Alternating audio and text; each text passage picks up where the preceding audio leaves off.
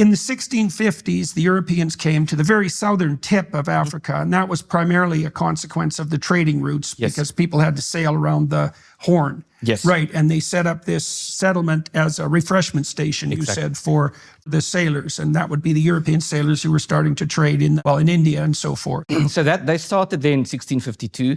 Eventually, they had what we call the Vryburgers or the Freeburgers, which was that they were employees of the Dutch East India Company. Some of them were then released from their contracts so that they could become farmers, so that they could start developing an economy. And so there were some clashes with, for example, the Bushmen already there in the Cape, between the Europeans and the Bushmen, but there was also examples of trading and cooperation and so forth. There were lots of peaceful and productive interactions between the natives and the Europeans. And it also depended on which Europeans.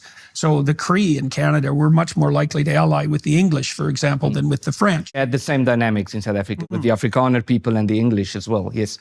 And so, but just to get to that point, it's unfortunate that thinking about history tends to overestimate or overemphasize the conflict and downplay the cooperation, because conflict is more newsworthy, you could say. So when we think about history, we think about war and conflict, but we forget the cooperation part. That's very important.